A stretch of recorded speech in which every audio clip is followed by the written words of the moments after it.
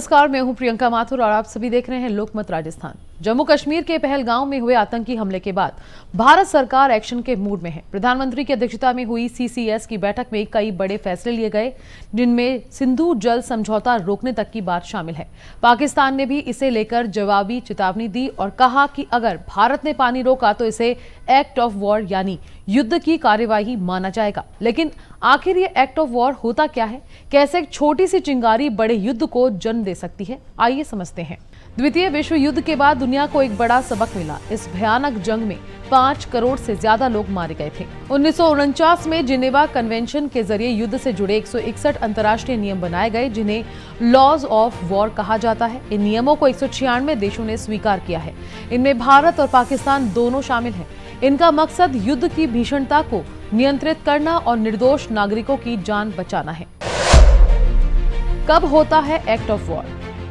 जब एक देश किसी दूसरे देश के खिलाफ हथियारों के बल पर हमला करता है, उसके जल, थल या वायु सीमाओं में दखल देता है, तो इसे एक्ट ऑफ वॉर माना जाता है। यहाँ तक कि अगर कोई देश किसी जरूरी संसाधन जैसे पानी या भोजन की आपूर्ति रोक देता है, तो वे एक्ट भी एक्ट ऑफ वॉर की श्रेणी में आता है। भारत अगर सिंधु जल समझौता रोकता है, तो जिससे पाकिस्तान को पानी मिलना बंद हो जाए, तो पाकिस्तान इसे युद्ध की कार्यवाही मान सकता है और इसी आधार पर अंतर्राष्ट्रीय अदालत में जा सकता है या जवाबी कार्यवाही कर सकता है। अब बताते हैं किन पर नहीं हो सकता हमला।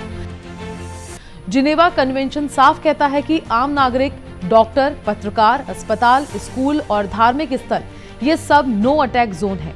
अगर इन पर हमला होता है तो ये सीधा युद्ध अपराध माना जाएगा।